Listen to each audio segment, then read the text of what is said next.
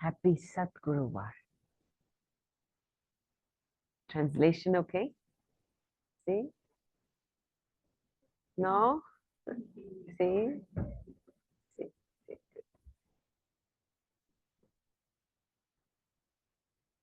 Baba gives so much love. And when we are open to receiving that love, so much cleaning and clearing happens.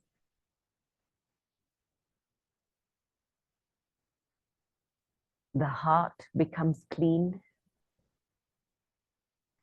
The chip, the memory track clears. Today, Baba spoke about those who keep their chart are the honest children. And there are two things that are needed on this journey of purity. One is to keep your feelings clean, your present state of heart clean. And how do you know that your present state of heart is clean? When your mind experiences pleasant feelings. Because your heart and your mind are deeply connected. So when the heart is clean, the mind feels very pleasant. It's like spring in your mind. When the heart is not clean, the mind is troubled. A little bit feels pulled, a little bit distracted. But then a deeper part of what Baba's love does inside the soul is it clears the memory track. You don't even remember what is not useful anymore. I remember before I left London, myself and Suresh Didi were having a little chit chat. And this soul has had a very special part to play in the yajna. Daddy Ji sent her to Germany at a time when there was a lot of problems there. The family was divided. Souls had lost faith in themselves and in Baba. And one by one, she won everyone's heart. And I asked her one day, I said, Didi, when they rejected you and when they ignored you, did you not feel inside even a little bit? Why are they behaving like this with me? And Didi looked at me like she was a little bit confused. She said, I don't even remember anything. This is the sign of a yogi. That you allow God's love so deep inside that it not only cleans your feelings, but it clears your memory track. Because every time you remember a memory, you activate an old sanskara.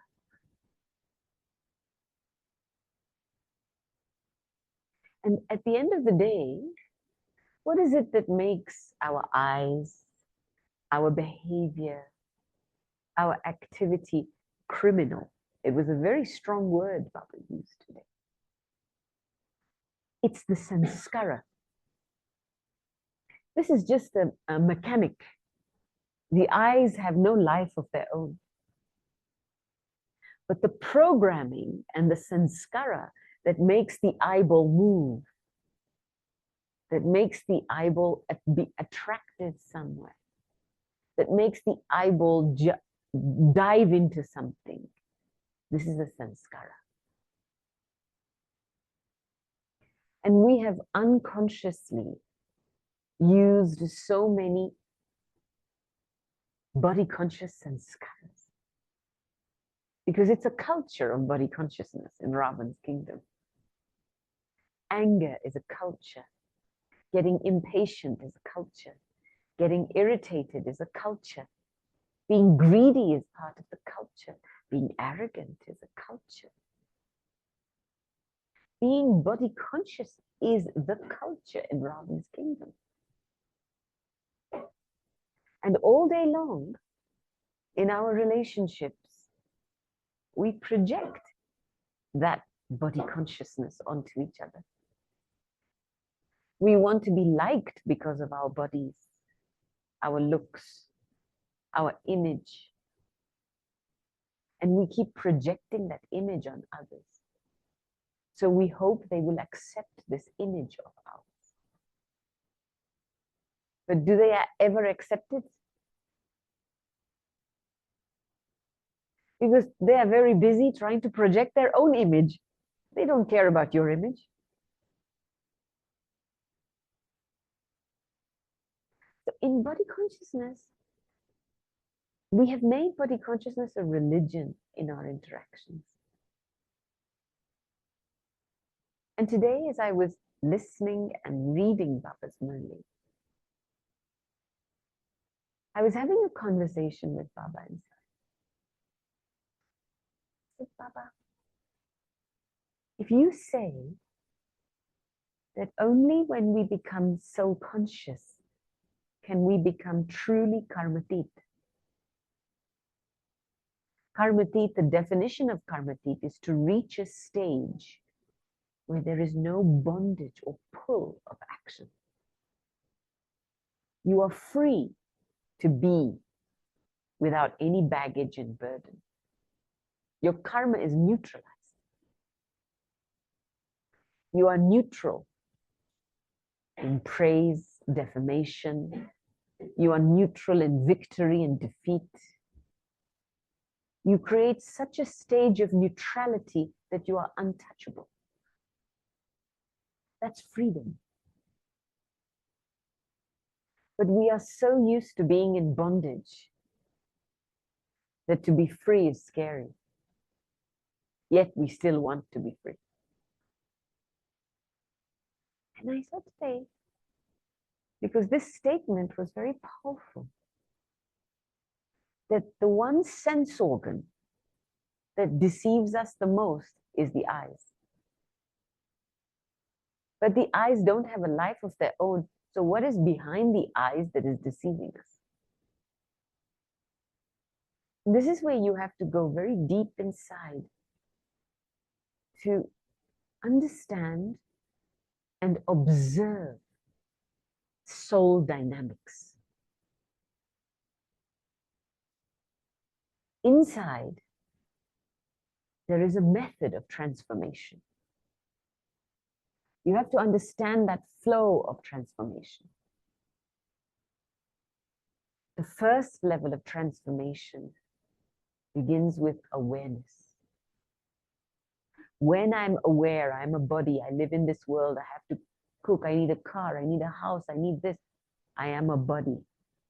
My awareness is grounded. When your awareness is grounded, everything linked to the body will affect your attitude, which is the next thing. Your own body, your own image will affect your attitude. I want to present myself like this. I want to look like this. I have this position. I have this experience. From the attitude is then what we call drishti. Drishti sometimes is translated as vision. But actually, drishti is subtle perception.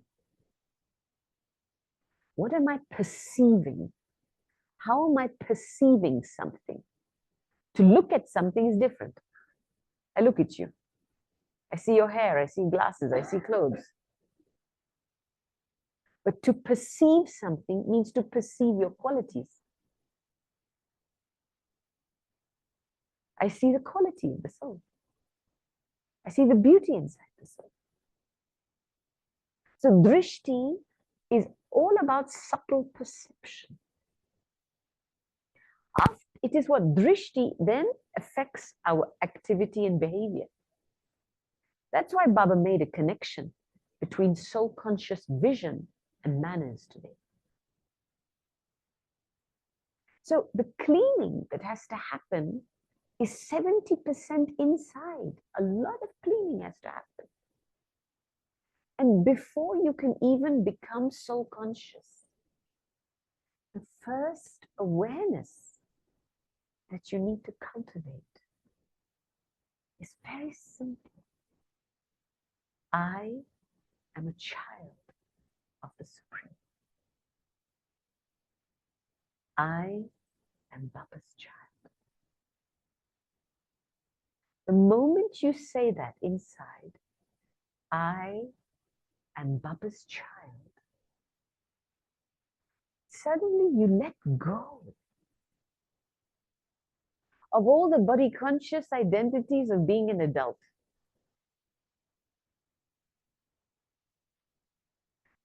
When that awareness is cultivated of being a child, your attitude develops purity and innocence.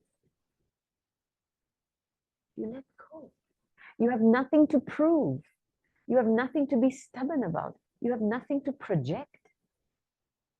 You can just be.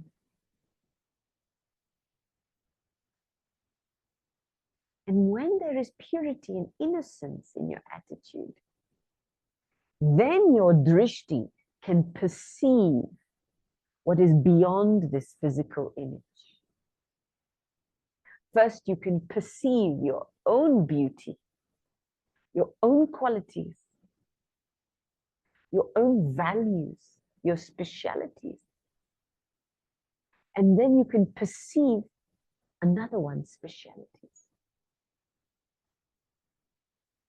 You know, living with Daddy Janki for many years, many souls, I saw many souls around Daddy would constantly get upset with each other. Say, okay, things happen up and down, too much service, etc. Why? Because they would always look at the behavior, the nature and the sanskaras of somebody. So the vision never develops spirituality. And because they're always looking at someone's nature and sanskaras, the vision is fluctuating, the mind is fluctuating. This is the recipe for dissonance and conflict. You are creating your own conflict simply by looking at someone's nature and sanskaras.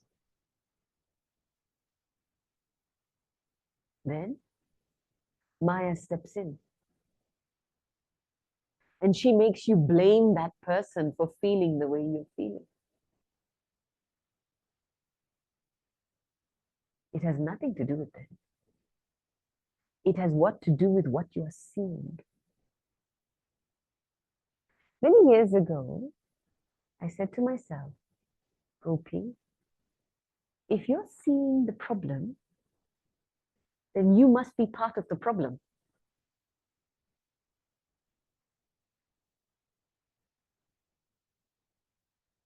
Why am I seeing something in this way? In fact, there are not really problems. There are only predicaments. A predicament is like a confused jigsaw puzzle. A problem, a predicament, is only perceived to be a problem when I have a reaction to that predicament. I want something from it. I have an expectation from it. It's not fulfilling something that I want. That's when something is a problem for me. If you don't want anything, are there any problems for you? Are there? No.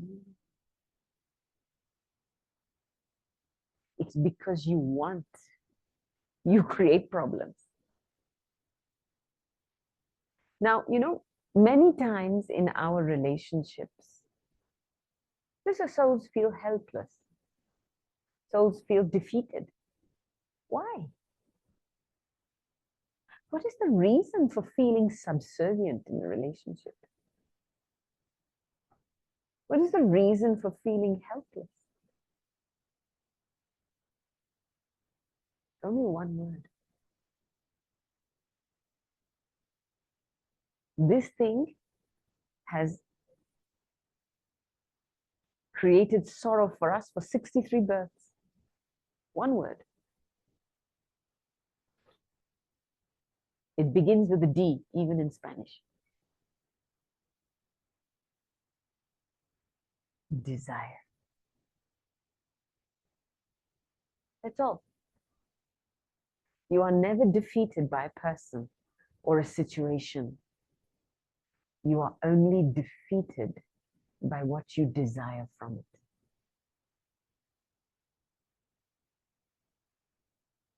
So Baba, when Baba teaches us to be soul conscious, child, come back to the awareness you are a child. You have parents. You have everything you need. And cultivate an attitude of innocence and purity. Then your drishti will not get attracted to anything, will not get trapped inside anything, because it is desire that makes your drishti linger too long on someone or something. Literally, your eyes get trapped. It's desire that traps your eyes into something or someone. You watch yourself in the day, you will see. And then correct, why are my eyes going there? Today, Baba gave the example in the kitchen. Because food is the closest thing to us. And especially in Baba's kitchen, everything is done with a lot of respect, meditation for Baba. You walk in the kitchen, you think, oh, I want that, I like that. You're stealing something with your eyes. Then you steal it with your eyes, and then the next thing is the hand follows to steal it. And in that moment, you think no one is watching you. You have no idea in that moment, that karma of yours is creating a vibration in the atmosphere. And that karma of yours is being noted. That karma of yours is being noted with Dharamraj. Dharamraj has an account of everything. So you are never defined by what you do when you are in front of people. As a human being, you are defined by what you do when no one is watching you. Because every act of yours leaves a karmic footprint for others to follow. Every act generates a wave of vibration that becomes part of your aura. So today, you didn't carry yourself with integrity, with your eyes, with honesty. Tomorrow, you will have problems in your relationships. Why doesn't nobody trust me? Why do I have problems? Why don't people accept me? In that moment, you can't see that you are the sum total of all the karma you have performed. Because if your karma has been clean and honest and truthful, there is no reason for somebody to reject you.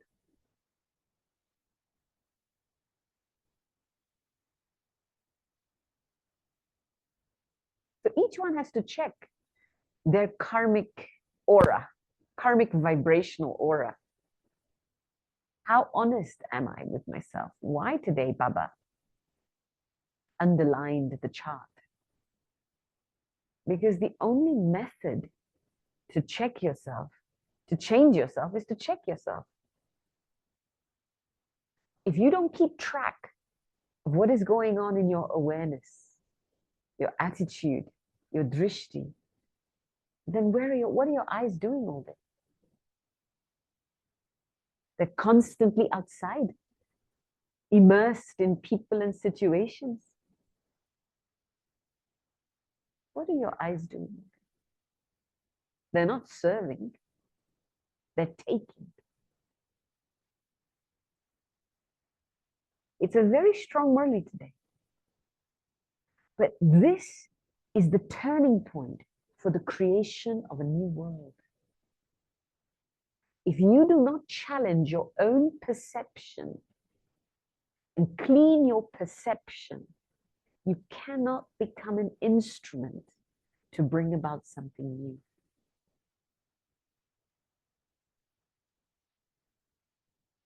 So challenging your perception is very, very important. You know, sometimes in the Brahmin world, Baba has said, Brahmins will become instruments for other Brahmins to help settle their karmic accounts. You can't settle your karmic account with anybody Lokik. They don't know Baba. They don't have Baba's remembrance. On what basis are they going to settle? It doesn't mean you have a karmic account with Brahman. It means somebody has a similar sanskara that triggers that account, that same emotional reaction. That they are remembering Baba, you are remembering Baba, you can clear it quickly. If you start the blame game, this one said this to me, this one did this to me, this one is like this to me, this, what are you doing? You're increasing that karmic account. So actually say thank you to any Brahmin soul who becomes an instrument. They don't even know they are an instrument to help you settle your karmic account. But at least you can say thanks. Thank you for helping me become free. So this is a yajna. In this yajna, many things happen. It is part of the process of purification. Baba says to us, don't worry, be happy and move forward. Very simple.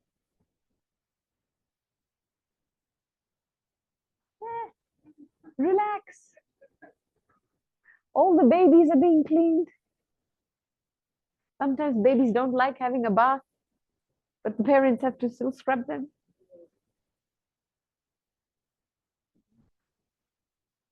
So it's great that we have such a wonderful practice ground to help us settle karmic accounts, and even more important, to help us practice our divinity. Where are you going to get the chance to practice soul conscious drishti?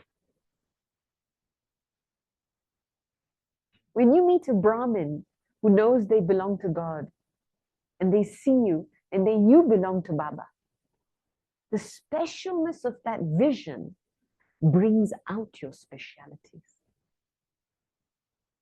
If you avoid the Brahmin gathering, you are avoiding your own specialities. You are avoiding your own greatness. You are avoiding your own potential.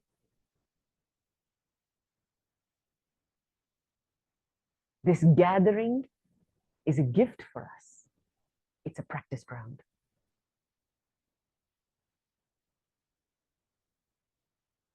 Clear? Claro? See? So from today onwards, no problem. See? No problem, no complaints. Don't worry, be happy. Okay? Promise? Promise? Then your Rakhi will be tied. Good. Sí. Muchas gracias. Thank you.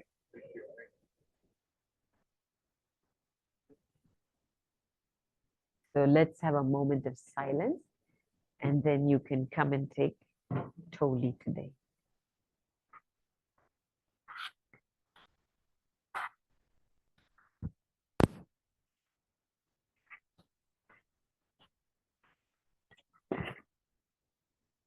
You want to speak with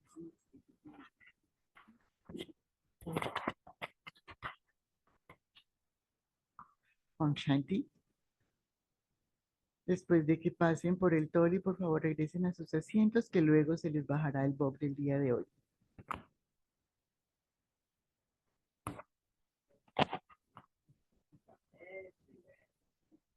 Vamos entonces. Was strong. I hope class was not too strong. Do you want to offer Toli for the Zoom? Toli for you.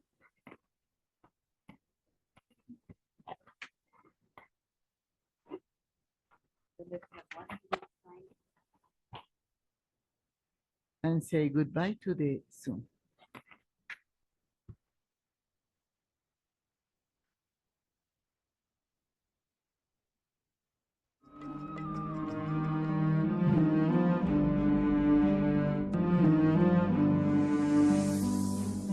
ज्योति स्वरूप उनका शिव है निराकारी, ज्योति स्वरूप उनका शिव है निराकारी, परम पिता परमेश्वर शिव है हितकारी, और ब्रह्म रहते वो शिव भोला भंडारी, और ब्रह्म रहते